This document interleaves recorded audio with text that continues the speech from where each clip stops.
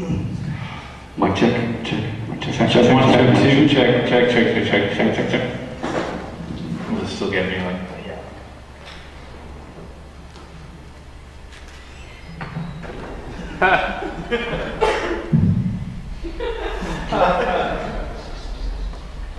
Today's technology hooks monkeys up with typewriters. Except, in our Web 2.0 world, the typewriters aren't quite typewriters, but rather networked personal computers. And the monkeys aren't quite monkeys, but rather internet users. And instead of creating masterpieces, these millions and millions of exuberant monkeys, many of them with no more talent in the creative arts than our primate cousins, are creating an endless digital forest of mediocrity. Well, today's amateur monkeys are using their networked computers to publish everything from uninformed political commentary to unseemly home videos to embarrassingly amateurish music to unreadable poems, reviews, essays, and novels. But the internet's infinite monkey experiment is not limited to the written word. The 19th century typewriter has evolved into not only the computer, but also the camcorder, turning the internet into a vast library for user-generated video content. One site, YouTube, is a portal of amateur videos that, at this writing, was the world's fastest growing site, attracting 65,000 new videos daily and boasting 60 million clips being watched each day. That adds up to over 25 million new videos a year and some 25 million views. In the fall of 2006, this overnight sensation was bought by Google for over $1.5 billion. YouTube eclipses even the blogs in the inanity and absurdity of its content. Nothing seems too prosaic or narcissistic for these videographer monkeys. The site is an infinite gallery of amateur movies showing poor fools dancing, Singing, Eating, washing, shopping, driving, cleaning, sleeping.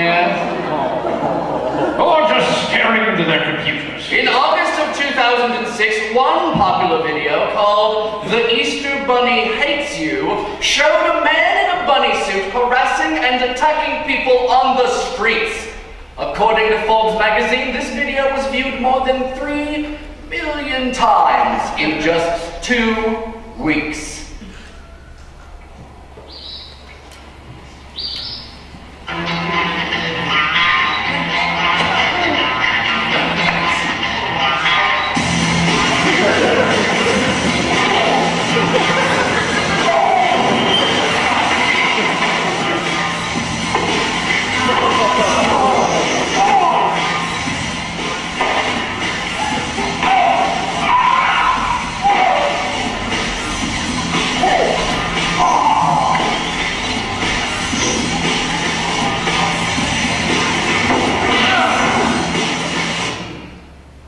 A few other favorite subjects include a young woman watching another YouTube user, who's watching yet another user in a virtual hall of mirrors that eventually leads to a woman making a peanut butter and jelly sandwich in front of the typewriter. a Malaysian dancer in absurdly short skirts grew into Ricky Martin and Britney Spears. A dog chasing its tail, an English woman instructing her viewers on how to eat chocolate and marmalade cookies. And in a highly appropriate addition to the YouTube library, a video of dancing Stuffed monkeys.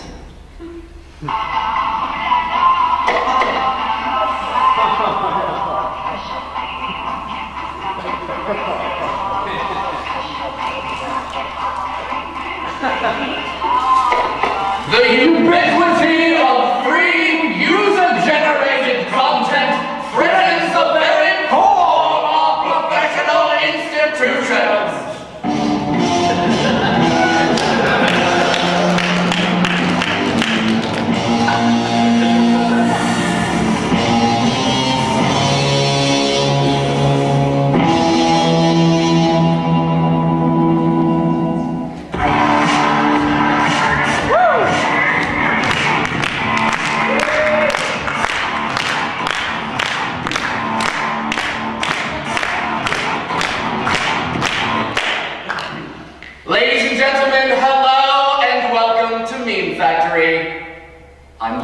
And I'm Steven. And I'm Patrick. And in case you haven't heard, the internet is ruining our culture. You can imagine how red our faces were, thinking that we'd been traveling the righteous path this whole time, advancing culture, enabling expression, and democratizing technology. But as it turns out, we were completely wrong. Turns out it's actually all crap. You're such a manipulative witch. You're hurting yourself. Alright, if you guys know the line. I treat you like a princess.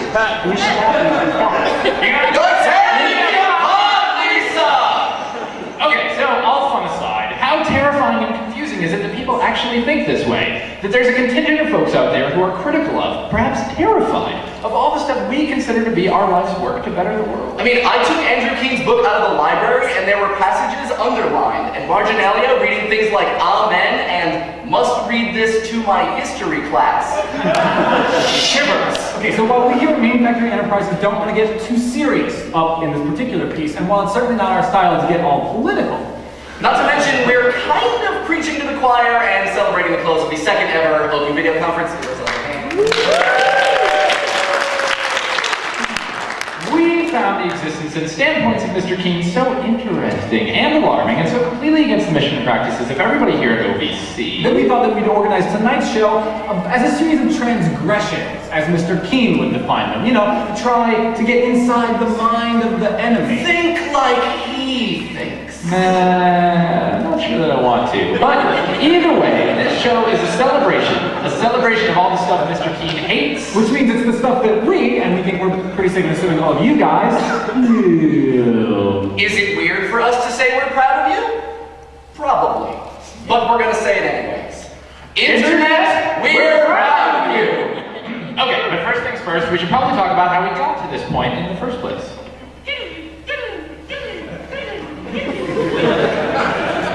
So, when I was 10 years old, US Robotics was my favorite company because they made a little box that sat next to my computer, connected to the phone line, and received data.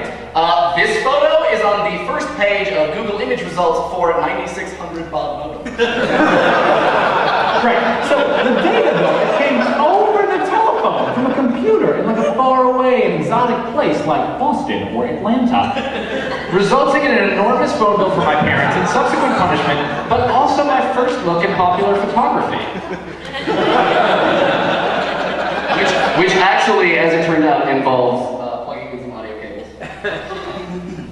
Which was actually frequently interrupted by my mom picking up the phone And disrupting my connection. And thus I got moaned. Because even with my blazing fast, 14.4 modem, it still took like 7 minutes to download a single, decent resolution JPEG to my DOS 3.0 computer. Naturally, the thought of downloading movies, not just one image, but 30 images every second, seemed like a far away and futuristic idea. The minute you wanted to. Learn special things. It's all taken from jazz. Now any questions from faraway places? Where did jazz come from? Big places. Or touch your baby from a phone booth. You will. And the company that'll bring it to you. yeah, AT&T made a series of videos shot on the set of Blade Runner, imagining the crazy sci-fi world of on-demand video. Spaceships! Lasers! Tom Selleck's voice. The ad turns into the position AT&T as a sort of Company holding the keys to tomorrow. Rather than the company that drops pretty much every phone call you make. But you should say that as the writers and mathematicians of the Ooby-Poo movement have insisted, that limitation actually triggers inspiration, and so the desire to create and watch and share movies was so strong that it wasn't held back by the technical inability to actually do any of those things. ANSI animation was born. Artists used an extended character set and a fast-moving cursor to create movies not much bigger than a short text file, small enough to send over the telephone. Today, my bandwidth is 1,400 times the bandwidth I had on my 14.4 modem, and my mom can't pick up the phone to ruin my connection. Not like we live with our moms in the basement sleeping on a bare mattress next to our $4,000 computer. It's not like that at all. What could be more open than ANSI animation? Use a free tool to arrange, animate, and color images that come pre-installed on every PC. And these can be viewed, modified, and passed on to anyone with a floppy drive. this was the seed of open video on the internet. Between then and now, we have flash animation, animated GIFs, and other in-betweeners, like the format that dare not speak its name. And thank God that is over. Today, we have an unprecedented number of formats with varying degrees of openness and accessibility. Tools easier to use than ever, cheap cameras that shoot computer-readable formats natively.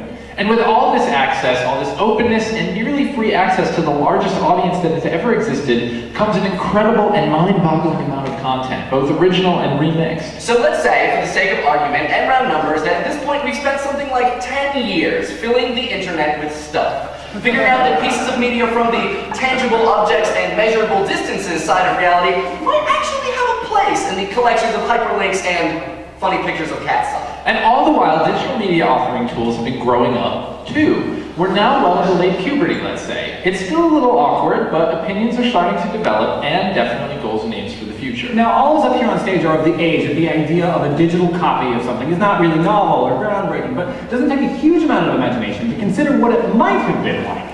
To realize that the internet isn't serving up access to original. That the whole thing is basically one huge copy machine. So this is a really big challenge to the idea of the original, and maybe just a little bit of a challenge to the idea of ownership. So, of course, the change of default philosophy that resulted related to the ownership of media gets applied to internet media first. But it's only a hop, step, and a jump before someone sees their old magnetic media hanging out in the corner and thinks to themselves, I wonder. I want to get on to this side. Come on. Hey, can I try that? Hey, hey. Do you know my friend?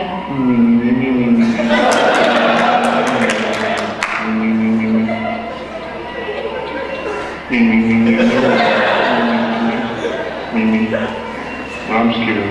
Hey man, you stay weird dude you're talking to, bro. My friends are here. Oh, cool. See you later.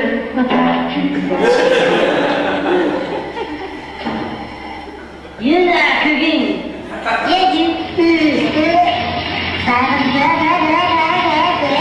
Yeah, Pork chop sandwiches! Oh shit! Get the fuck out of here! Get the fuck out of here, you stupid idiot! Look, we're all dead! Get the fuck out! God, that smell. Detective, there's no going and you tell me do things I don't run and...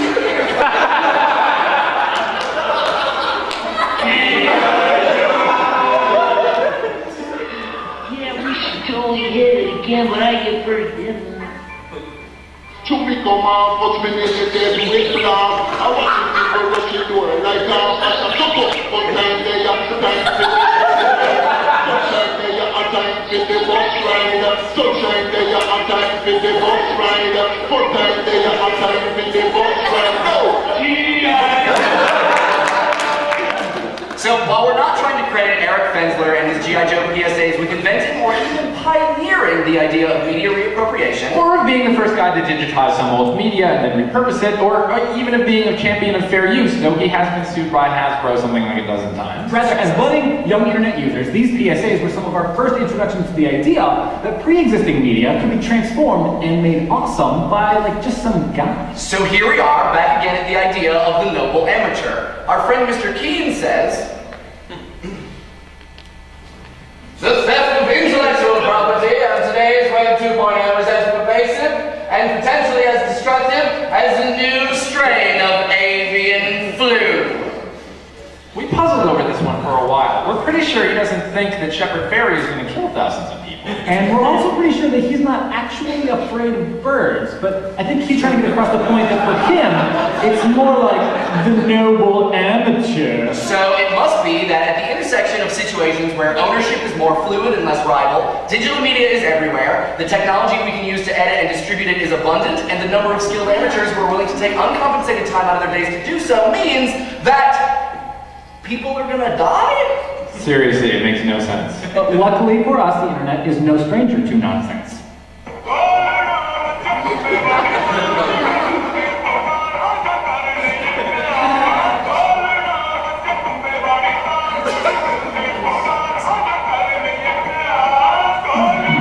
So now that you've seen Mufawax's videos, it's probably pretty unlikely that you're going to buy a Genghis Khan, Prabhu Deva, or Dalai Mendy record, especially now that you've seen all of the lyrics. So the same must go for in-language media reappropriation.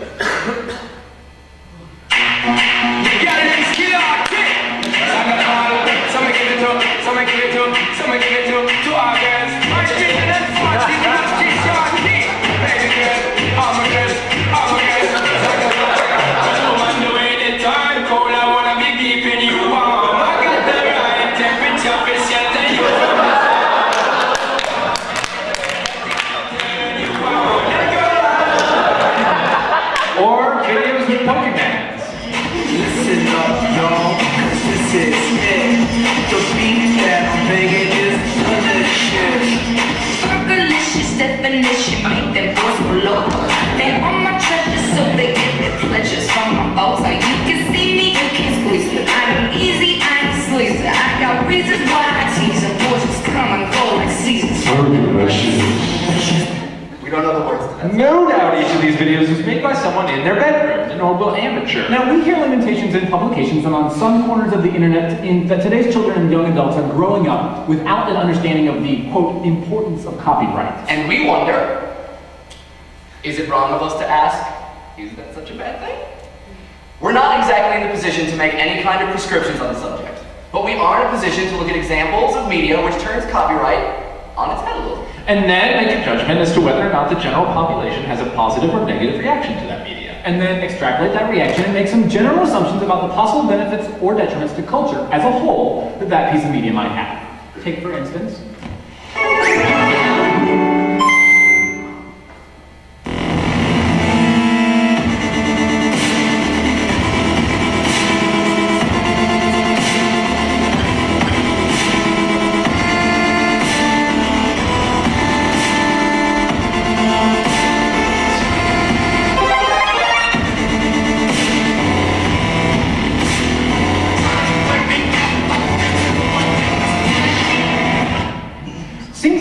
so awesome isn't going to cause the collapse of society, let alone give someone the flu. Which is not to say that people aren't getting sick over copyright violations and the liberal distribution of intellectual property.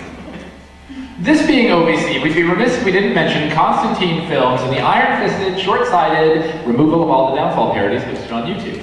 Especially since some other user has uploaded the entire film in 10-minute segments to YouTube. And that, the whole film, has sat unbothered by anyone since June. Yes, the entire film, not even a little taken down. So, in observance of this injustice, we present to you our favorite downfall parody moments. Feel free to mourn. Museen hat er als Hossen genommen und stößt auf Staatsaufgaben. Im Stadtrand zwischen Bonau und Pankow und im Osten ist der Feind bis zur Linie Lichtenberg, Marsdorf, Karlshausen. Den Angriff Steiners.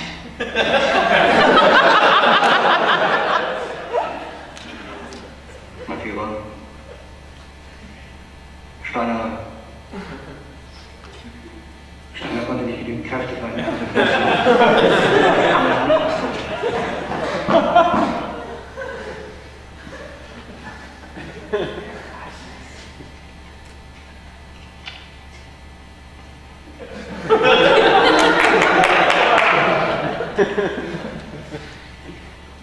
Es bleibt im Raum.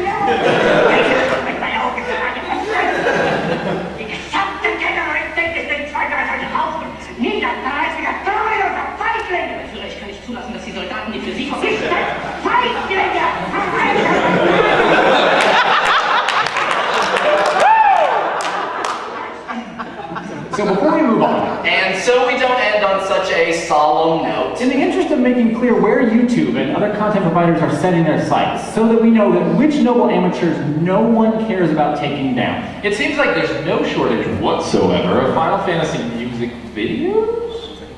Hey Paul, I lied to you. If we could get like a little bit more gain, that would be awesome, because this next track is totally epic. Yeah, we need some juice. Let's do it.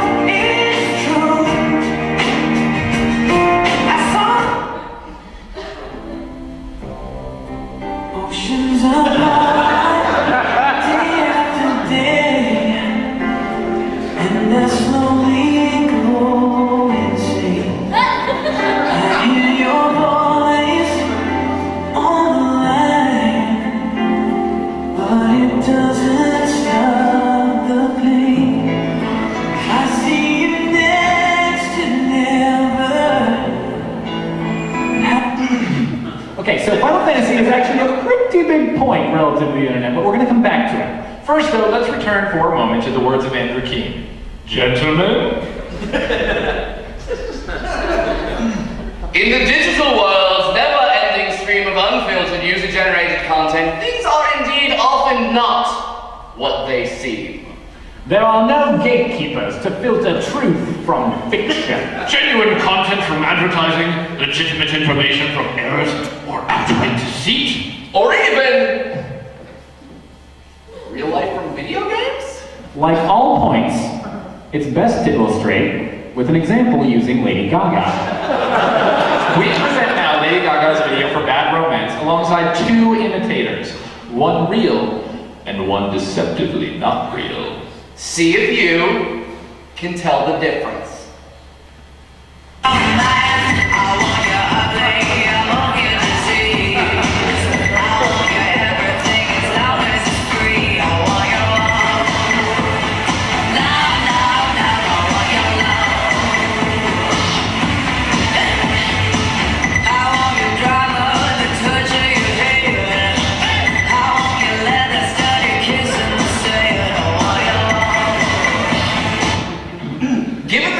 Look on all of your faces, we'll assume that you have come to the same conclusion that we have, that without the help of experts, it is impossible to determine the real from the fake.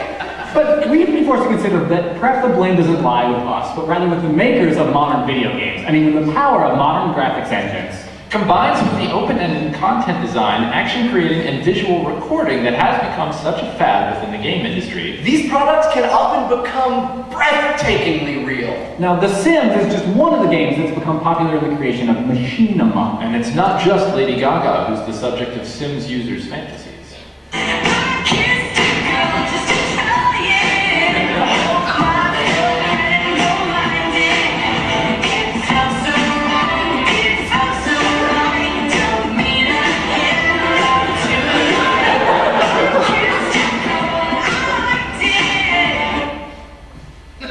Just gonna stand there and watch me burn. That's alright, 'cause I like the way it hurts. Just gonna stand there and hear me cry. That's alright, 'cause I love the way you lie. I love the way you lie. I can't tell you what it really is. I can only tell you what it feels like. Right? That's too bad. We can see that in rehearsal. Yeah, okay.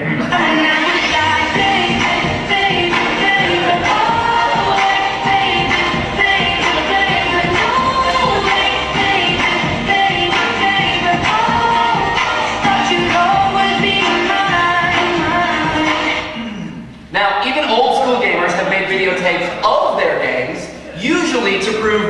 unendingly lead skills. But the idea that you could abandon the game entirely and just use the game's engine as a sort of digital soundstage had a watershed moment in 2003 with the release of Red vs. Blue.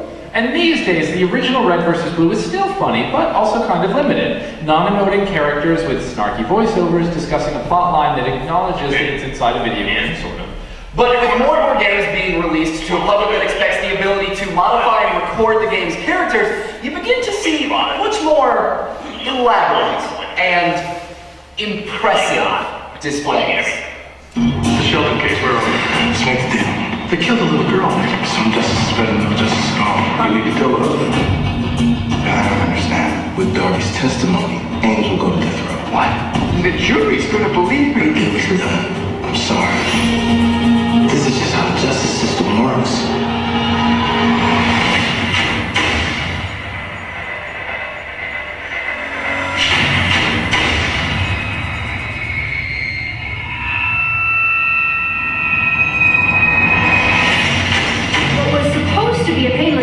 Has turned into something out of a horror film.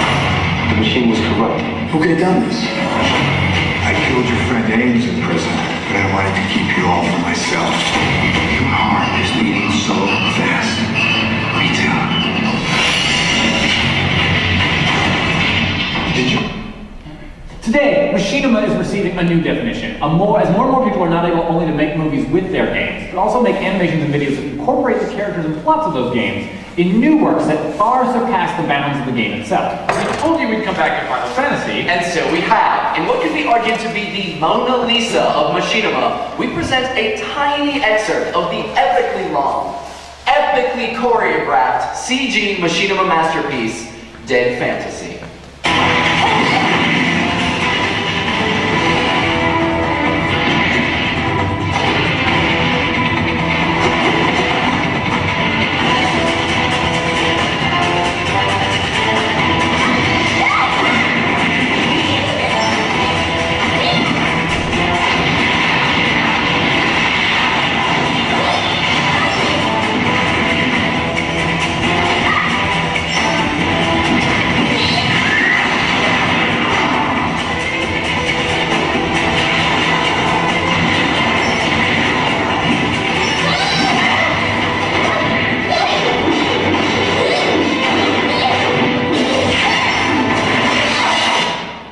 Okay, well, let's take a moment to get back on track.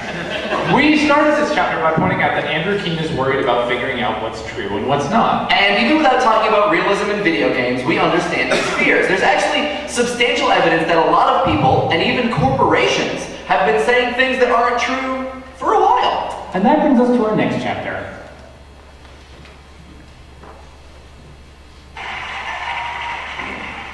Metallica testifies against free music downloads.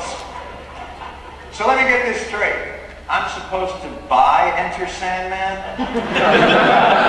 Congress broke out the long-dormant Frank Zappa testimony stool yesterday as Metallica drummer Lars Ulrich spoke out against the music download site Napster before a Senate Judiciary Committee. Ladies and gentlemen, the good drummer from the state of Rockonia. Napster hijacked our music without asking. They never saw it on the I love everything you do! Except for that bad show you're hosting. You know what, Nick? I wouldn't have to whore myself out if you kids didn't steal my music. Well, we're not stealing, okay? We're just sharing with each other, you know? So it's like if I take this soda can right here, take a sip out of it. Oh my God! I'm sharing my soda with Lars Ulrich! Hey, you know what? I'm just sharing 10 years of groupies with you, frat boy. I'm starting to like this whole sharing thing. Hey, boys!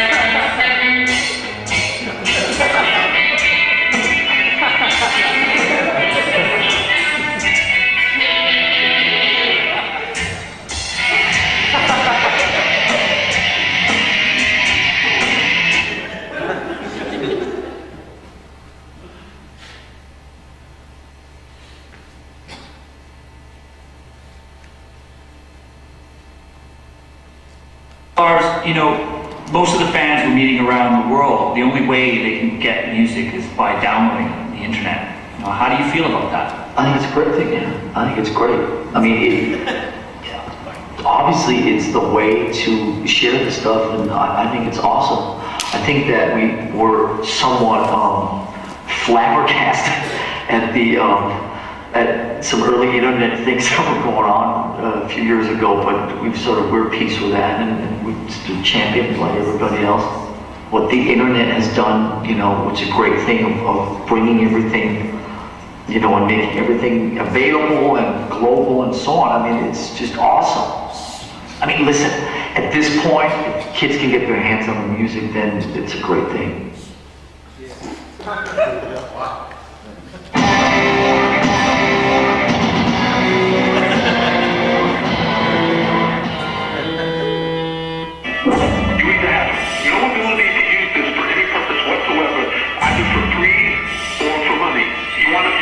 You want to test me in the court? If we did not buy ownership, we bought exclusivity. And if you want to try and check me out, and you go ahead and try and do something with it, I'm going to sue your ass. You can never use it without our permission. Maybe he's right. So I sent you the...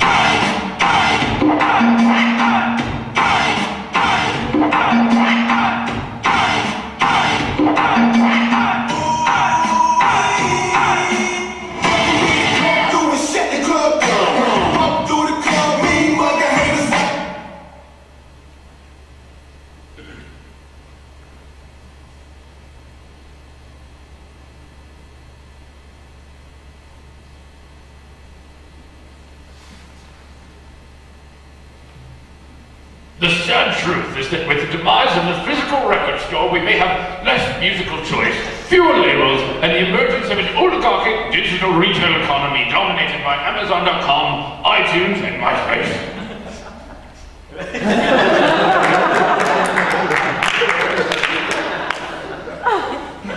The latest fad, the next new thing,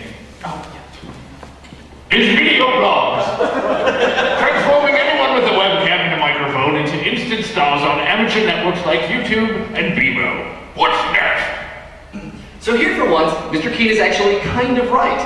Tons of people are using the video equipment that they have to post new content to the web. The popularity of amateur-produced web content, whether it be speech or music or something else entirely, well, the popularity of these videos is rampant.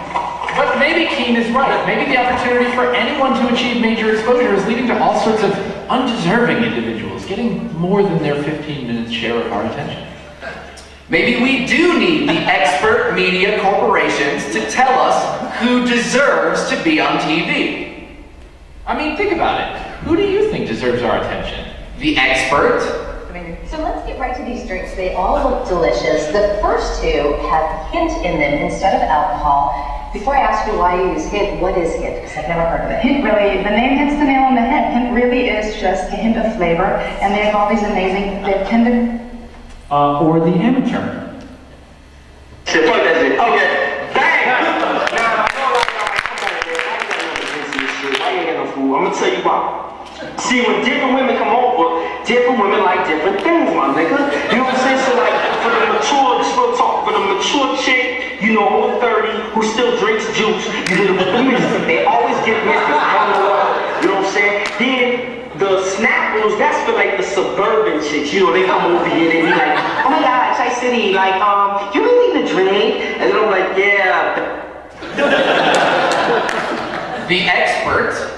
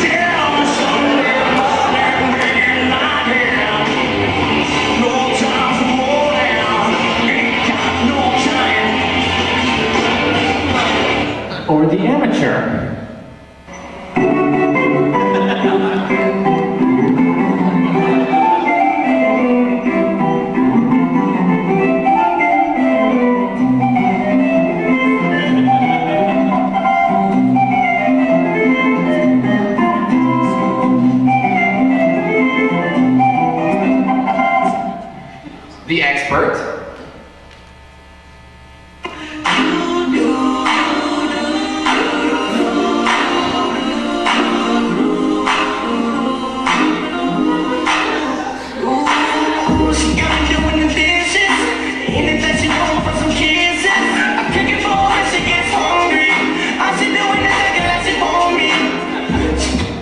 Or the amateur.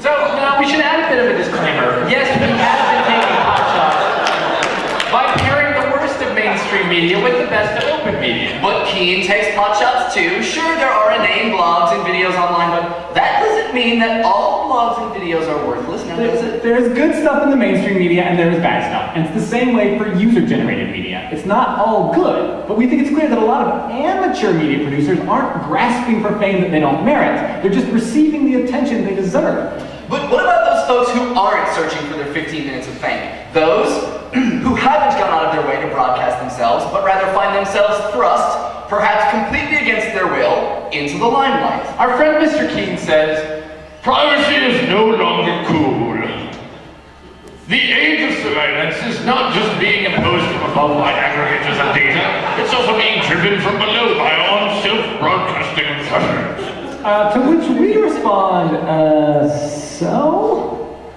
When has privacy ever been cool? The internet doesn't herald some kind of new, lamentable media epoch where all of a sudden everyone's most embarrassing moments are surreptitiously caught on tape and shown to millions of people in a public forum. We're even willing to bet that most of those cave drawings are documents of people falling down or doing something stupid, immortalized by the one caveman who just happened to have a prehistoric camcorder. Like a chunk of coal, I guess is more accurate. I mean, hey, there's probably even passages in the Bible condemning gossipers. But, I mean, there's probably passages in the Bible condemning pretty much everyone here, so... The internet has resulted in a few high-profile cases of private media finding the light of day and the eyeballs of millions. But if the dirt is good enough, it's gonna find its way to millions of eyeballs regardless of the existence of a vast, global, interconnected network of computers. For instance, the ability for consumers to make copies of VHS tapes could account for some of media's first community-traded viral videos. And looking at them now, it's almost reassuring to see that the ingredients for a viral video 30 years ago were pretty much the same as they are today. Like, say, the catchy, bright pink appreciation of little baby Jesus. Jesus is the friend, Jesus is my friend, Jesus is the friend, I have a friend in Jesus, Jesus is the friend, Jesus is a friend of mine, Jesus is the friend of mine.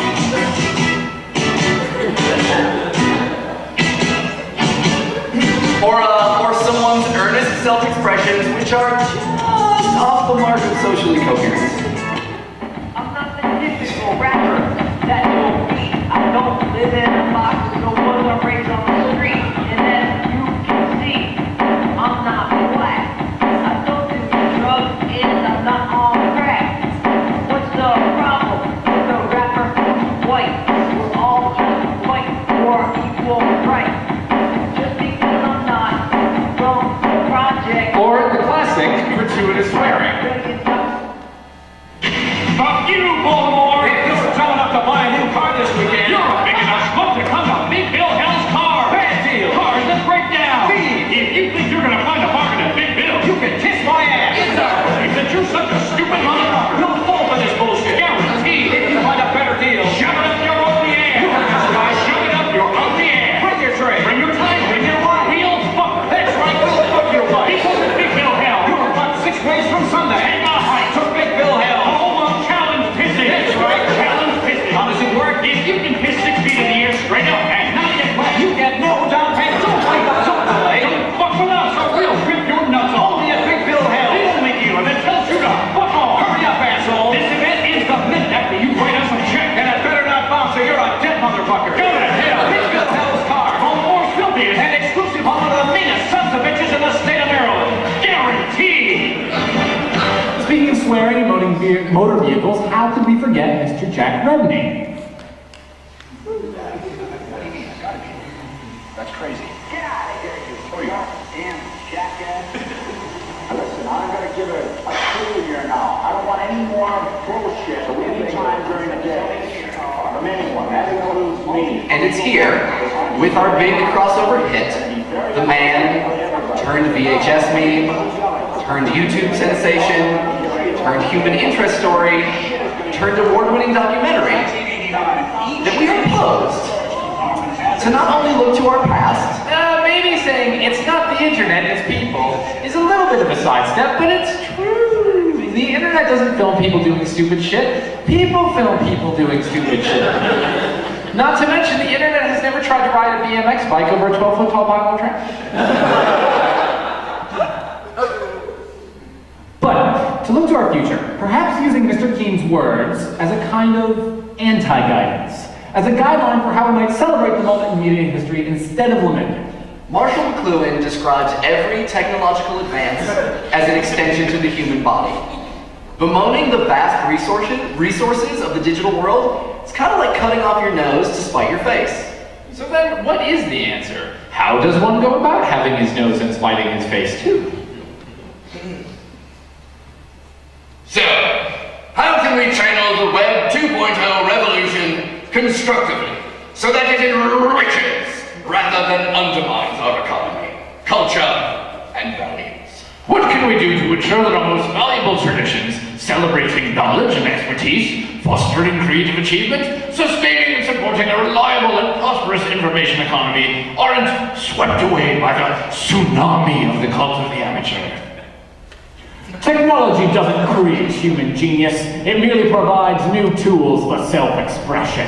And if the democratized chaos of user-generated Web 2.0 content ends up replacing mainstream media, well, there may not be a way for the Mozarts, Van Goghs, and Hitchcocks of the future to effectively distribute or sell their creative work. Okay, all right. So, before we go any further, let's get a couple things straight. Vincent van Gogh painted some of the world's most recognized and expensive pieces of visual art. But the story was very different in his lifetime. The post-impressionist master suffered from severe depression and mental illness. In letters to friends, he described his desperation to meet like minds and to befriend his contemporaries like Gauguin, who he would later threaten with the same razor that he used to cut off his own earlobe. In 1890, he wrote to his brother that he need not go out of his way to try to express sadness and extreme loneliness. The same month, he shot himself in the middle of a wheat field and died 2 days later from the wounds. He was completely unknown, unrecognized, and practically penniless. And while we're not saying that the existence of deviant art would have cured Van Gogh's instabilities or contributed directly and solely to his potential success during his lifetime, well, by certain definitions, specifically Keene's definitions, Van Gogh died an amateur. We can't help but think about those who are successful now because they have personal control over the wide distribution of the media that they themselves create. And the groups of people who thought that they were completely and shamefully alone before finding a community of friends online.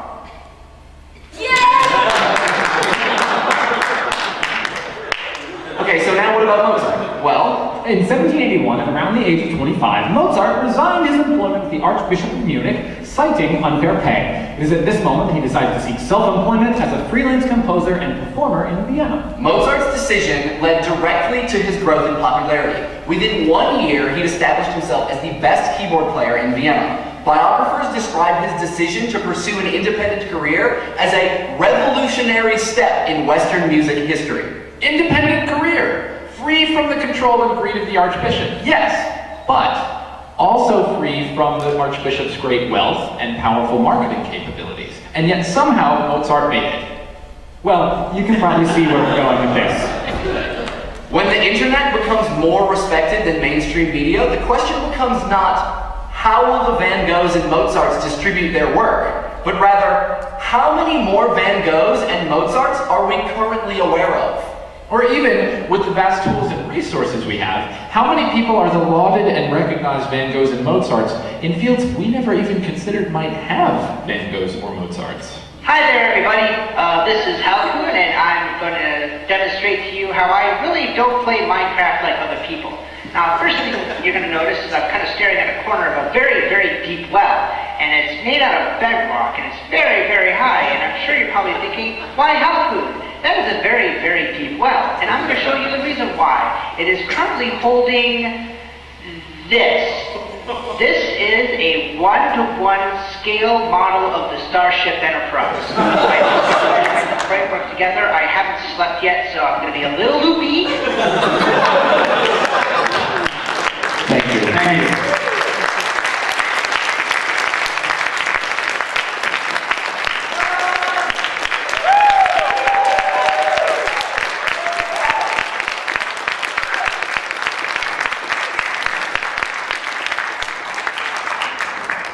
We've heard that this was the last thing that was happening, so everybody go home. Well, we can do a Q&A if you want. Questions if you guys want. Do you guys want to ask a question? Does anybody care? I mean, it's late. We could just go drink. That's cool. Questions or drinking? I got a mic. I'll run into the audience. If anybody raises their hand. Oh, Jamie does. Are you guys single? No. I am married.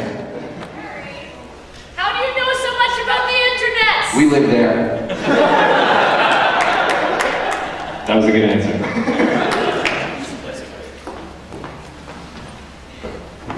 I don't. Does Steve have a plan? I was going to give